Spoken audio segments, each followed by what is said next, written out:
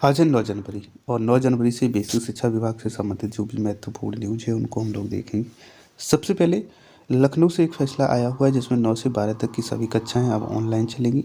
यदि किसी का प्री बोर्ड है तो उसका परीक्षा होगा और प्री बोर्ड नहीं है तो उसका ऑनलाइन क्लासें चलाई जाएगी। इसके लिए आदेश जारी कर दिया गया है और ये आदेश शीतलहर के कारण किया गया है। अत्यधिक जिस प्रकार से शीतलहर चल रही है उसको देखते हुए ये आदेश जारी किया गया है।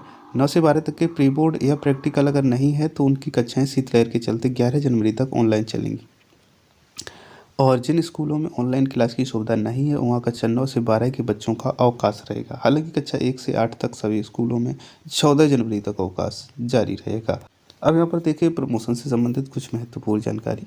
पदोन्नति में टेट को अनिवार्य करने के उद्देश्य से दीपक शर्मा एवं अन्य द्वारा योजित रिट संख्या 11/287/2018 पर पहली बार माननीय न्यायालय दिनांक 15/2/2018 पदोन्नति में एनसीटी नियमावली का अनुपालन किए जाने संबंधी आदेश पारित करते हुए पदोन्नति में भी टेट अनिवार्य माना। एनसीटी नियमावली के नियम 4B के अनुपालन में प्राथमिक उच्च प्राथमिक विद्यालयों में पदोन्नति हेतु टेट परीक्षा पास करना अनिवार्य किए जाने संबंधी माननीय उच्च न्यायालय का आदेश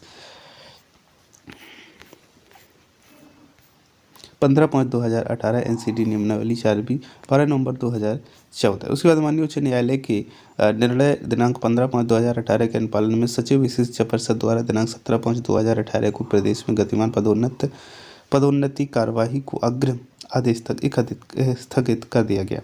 बिना टेट के पदोन्नति किए जाने हेतु सूबेदार यादव और अन्य द्वारा याचिका 16,523/2018 फाइल की गई।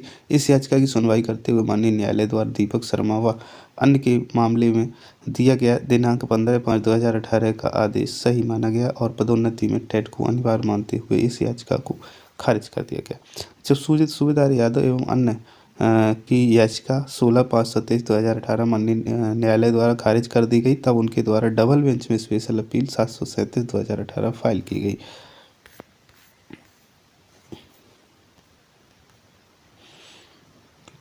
इस अपील पर सुनवाई करते हुए डबल बेंच द्वारा भी अपने दिनांक 4/9/2018 द्वारा पदोन्नति को टेट की अनिवार्यता पर मोहर लगाई गई एवं स्पेशल अपील को खारिज कर दिया गया।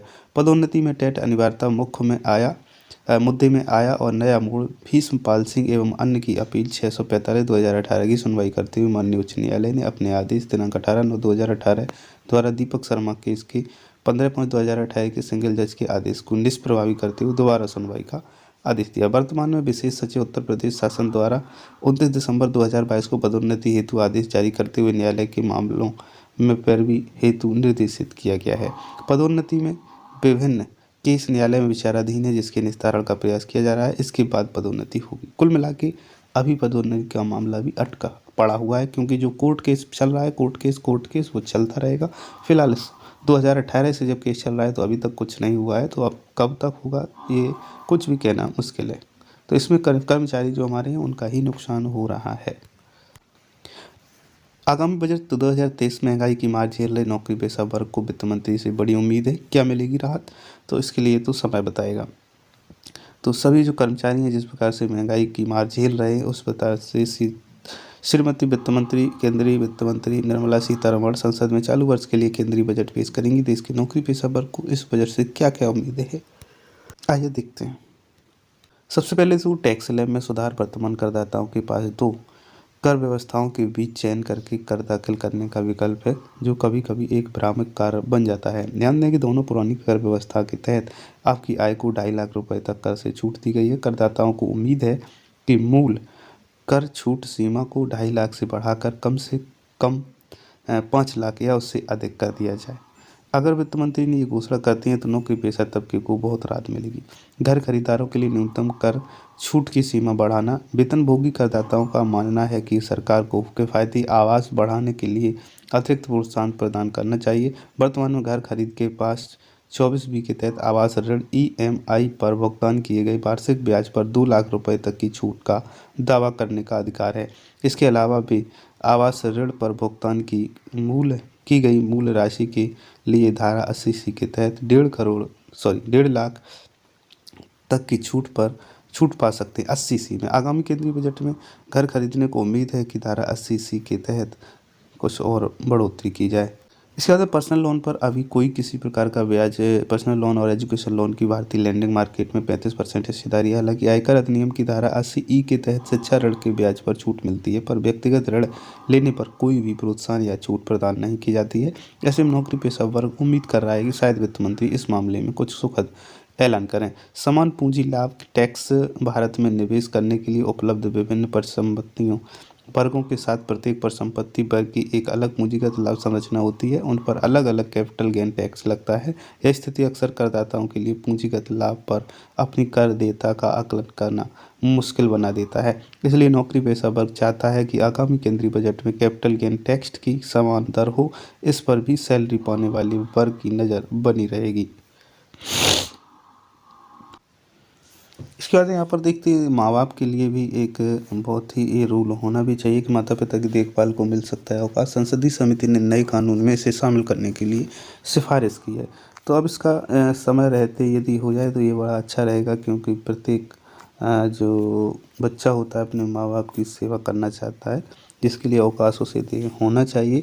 कारण उसका यही रहता है कि कई बार आपके पास अवकाश के नाम पर कुछ नहीं होता है और आपको ज़रूरत होती है, आपकी ज़रूरत होती है आपके माँ बाप को। तो देखते हैं इसके लिए क्या सुधार हो सकता है। इन्हें मिलेगी प्राथमिकता सबसे पहले जिनके माता पिता 80 वर्ष से ज़्यादा हैं या फिर वह दिव्यांग या गंभीर रूप से बीमार हैं।